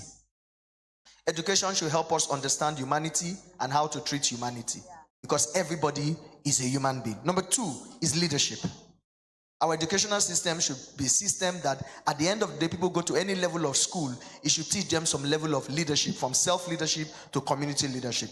Number 3, problem solving and critical thinking. Mathematics is not a hard course. It's an application to teach people how to solve problems in difficult life situations. The moment we make our children understand that, they will have a different approach to how to sit down to understand mathematics. So that's why in mathematics, there's no one model. The answer will be the same, but the route is different. Because in life, the problem is there. You can use different critical thinking to solve the problem. That's how mathematics is. So the moment we begin to understand this in our curriculum, things will change. So critical thinking and problem solving, whatever courses we are teaching, whether from nursery school, should be applicable to do this. Number 4 is commerce and industry. Anything you do ends up in selling and buying and production. The people who do this are the people who now come into finances and money and all that. Number 6 is personal and character development, which is a core thing Prof is saying. When you pick your certificate says this person has been assessed and said to have done learning and character. Today, certificate is a problem. Why? Because even learning is not even there. Then the major thing that education should have done to you, which is should have formed your character, is already off. So our curriculum must deal with things of personal character and development. And then fourthly, lastly, which is where we are, technology. Technology now becomes the bridge that brings all these things together. Technology now is the system that makes it easier for this education to happen. Technology is the system that now brings education even to the person that does not have the access to the education. I think if our curriculums are set around these things, then we see a group of people who are evolving. So, since schools are not offering you that, government is not offering you that, I preached a message many years and it's what you call a bestseller message. You need to learn to train yourself. If your father couldn't train you, your school couldn't train you, your university couldn't train you, your church can't train you, the society can't train you, the honors of training lies with you. See, with what he just said, I'm done with the panel. Please put your hands together for our panelists. Please put your hands together for our panelists. Thank you so much for the time. I'm sure you now understand education better. It's beyond the 4 walls of your university. It's beyond the 4 walls of your primary, secondary, and even the tertiary institution that you're thinking of taking your children to. It lies with you, rises and falls on you. We have just one and we are done. One last and we are done. No question. A round of applause once again for Professor Mrs. Dorcas Bao, Pastor Edisemi Opokiti, Mr. Asao Ibufuru, and of course, Mr. David. I'm sure we can do better than that. Thank you, thank you. So we are already pressed on time and we'll be calling our next speaker. He is the CEO of GMX Trading Academy. He has 4 years full-time Forex trading experience, 2 years of Forex trading tutoring. He is a financial risk management coach, a certified financial analyst, and a Forex brand PRO. And for the next couple of minutes, he's going to be talking to us about the beginner's guide to online reading. Ladies and gentlemen, please make welcome Mr. Gracious Okpara.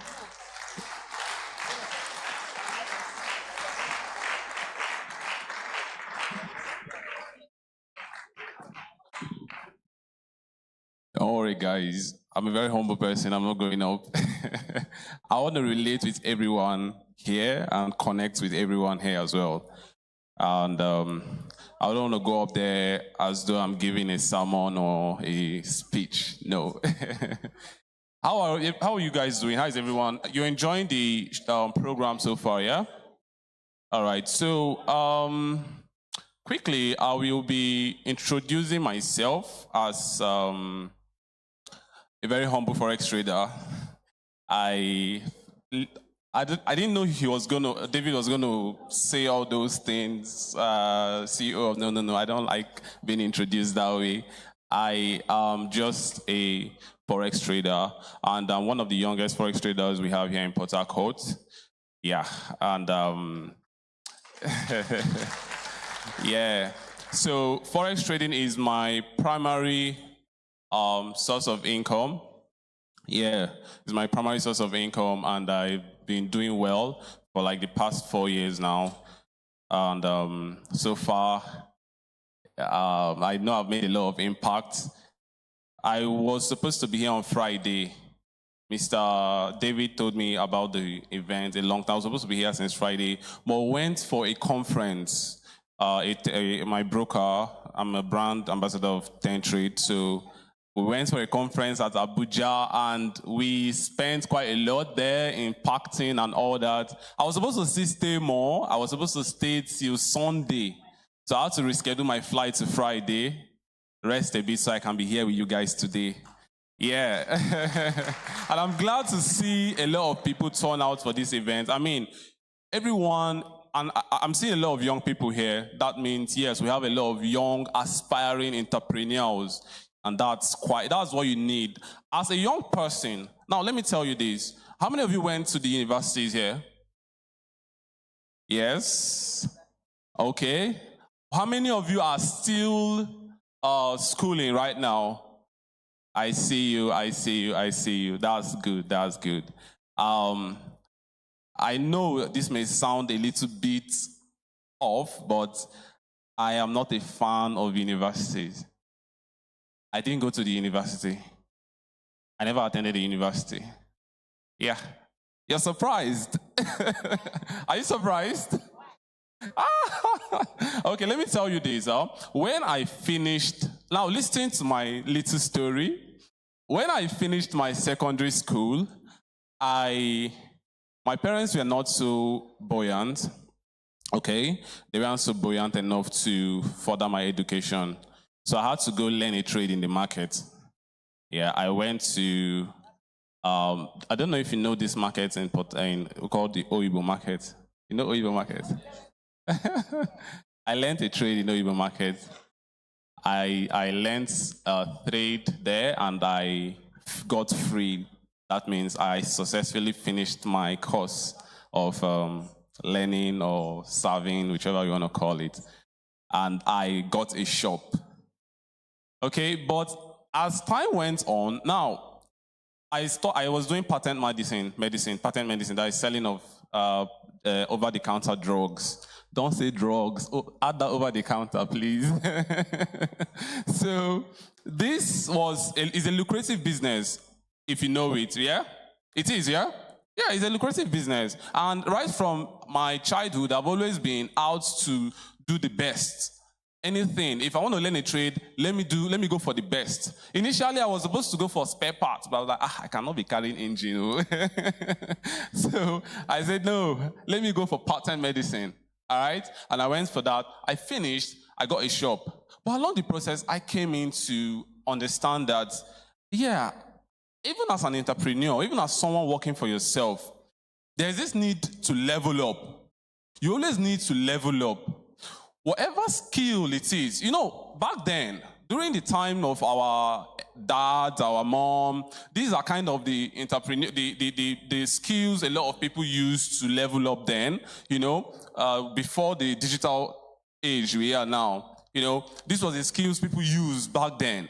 But we are going past that time now, and we are gradually simulating or going in gradually into the digital age. And you can see from the panelists, some of them, they're saying, talking about AIs, tech, different tech, different tech areas you can venture into and all that. But I personally preferred the financial market.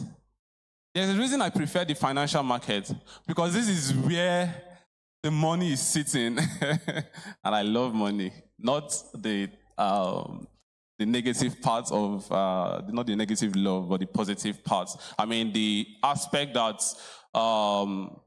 the areas which money gives you, the little bit of freedom, you can do things. I was able to reschedule my flights quickly, get my convoy, everybody, my security, everybody, hey guys, let's go for this show, let's go for this event today. And I spent a lot for that, but I'm here. If I didn't have money, I won't do it. Will I? So I love the financial market personally. And I started learning how to trade from 2020 down to today. I have been improving and improving and improving. And January this year, I was enlisted as one of the ambassadors for 10 Trade. Who know 10 Trade here? You know 10 Trade? Thank you very much. You know 10 Trade? That's good. That's good. So I was enlisted as one of the ambassadors for 10 Trade. And March this year, I became the brand ambassador of 10 Trade for Port Harcourt here. So this is growth, coming in. All right, so if you are a young, aspiring entrepreneur here, I want you to go for the best. Don't think you cannot do it. That's what holds a lot of us back. Let's start from the lists. Let's see how we can level up gradually. No. If you think this is the best, this is where you should be, go there. No, the body has and the mind has a way of conditioning you, and it makes you adapt to whatever situation you put yourself. Have you ever been chased by a thief before? Or been chased by some bad guys before? Who have been chased by some bad guys before? Do you see how you run? Do you see how you jump things? Can you do that normally? But the situation you are calls for you or calls for an extra action. And that is what happened. When I joined the financial market, I was like, these things, how can I do it? Can I ever be to the stage where I can be making up to $1,000 in a week or $10,000 in a month? Can I ever get to that stage?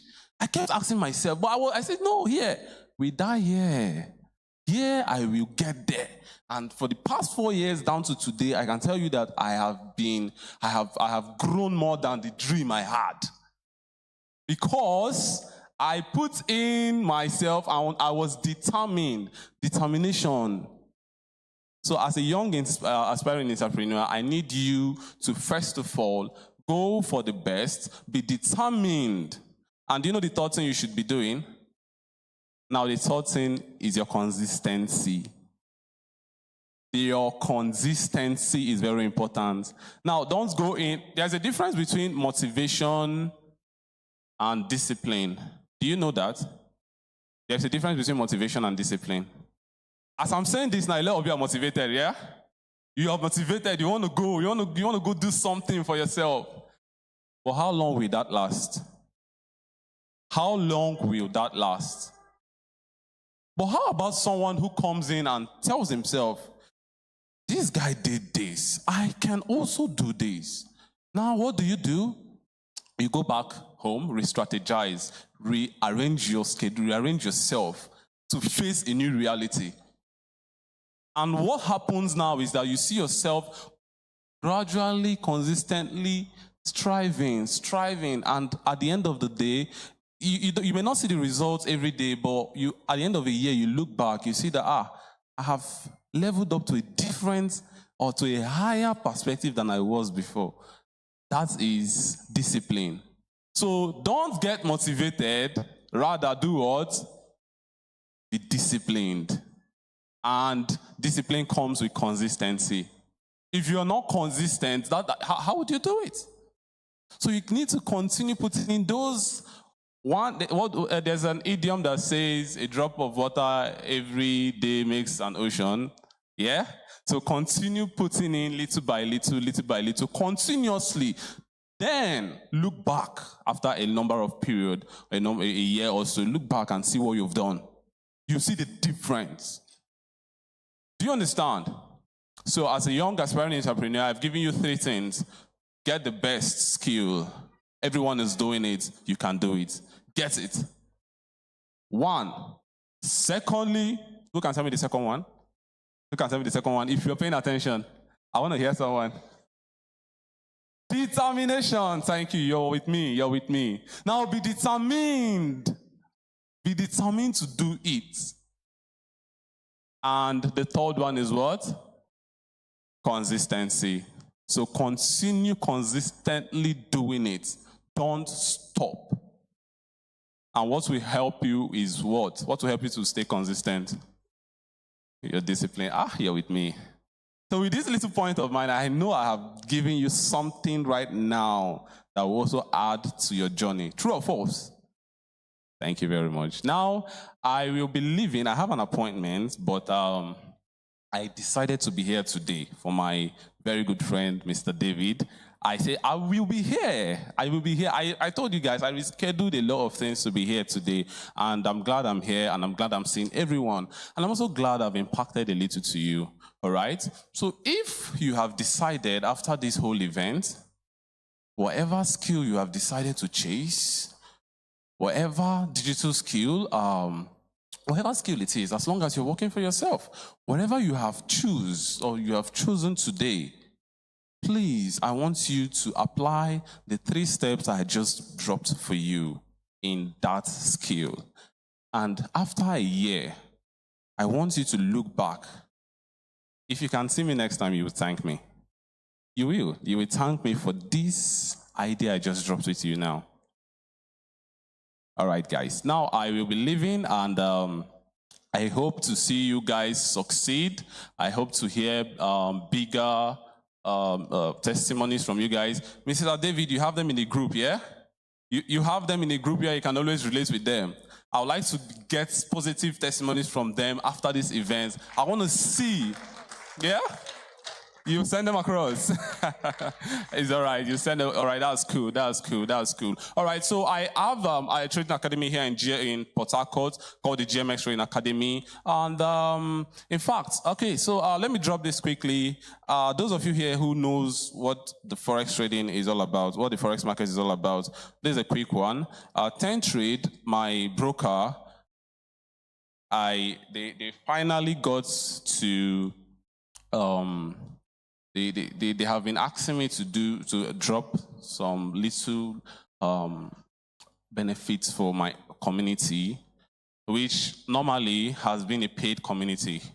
My trading academy has been a paid trading academy, but they came in and said, we want to sponsor your academy. We want you to teach people the way you have been teaching people, the way people have been growing, the way your students have been excelling. We want them to excel so that they can come and use our broker. So they said they want to sponsor my academy for me to give out free classes to people.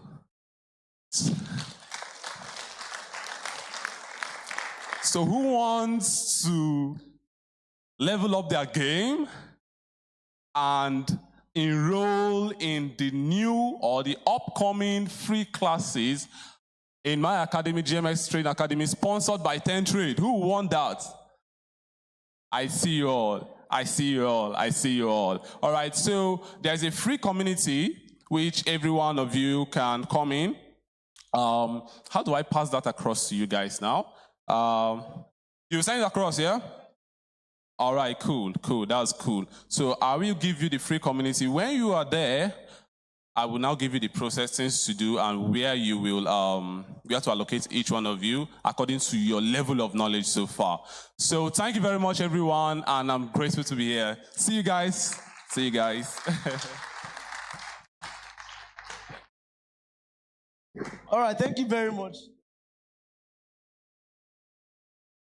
All right, so thank you very much, everybody. We are done. Actually, now the reason I brought him, because I promised you that we would teach, because I laid foundation on Forex, and I'm not in Port Harcourt to teach you, okay? Then I brought somebody that I'm sure will teach you. Do you understand? That was why I brought him. Originally, he came in from Abuja yesterday, honestly speaking. Do you understand? He came in from Abuja yesterday. Yes, he has a physical trading academy here, and he's going to teach those of you that are interested in learning physically, because not everybody can cope with an online education, all right? So if you have registered, be sure, or just, you can be rest assured that we're going to send it to your email. We're going to send you the address and a way to contact him if you registered for this program. So it's going to get across to everybody that registered, okay? If you are interested in learning, like he said, it's free, so you're not paying. I bring people that give you free things. You like free things, okay? So be rest assured that you are going to get it. And we are done with this event. If you have gotten value over the last 3 days and you now have a clearer direction as regards your finances, just say value. You do not have a clear direction for your finances. Say, I don't. Say it now. I only hear maybe a person too. That tells us that a lot of people have a clear direction as regards their finances. You know practical steps to take. And in a year from now, I can promise you, just make sure you want it, stay on it. What did I tell you in the morning? If you stay on it, you cannot. It's not possible that you stay on it and you don't see results. It is not what? It's not possible. I tell you because I'm a testament that it works. If you stay on it, you're going to see results, all right? And I'm going to come back here in a year from now and hear your testimonies, all right? Thank you very much. Now, let me bring up someone I love so much to end this entire event. Pastor Imao Kolo, the richest, the freshest. Keep clapping till he comes up. The richest, the freshest, the hottest, the sweetest. Thank you, sir.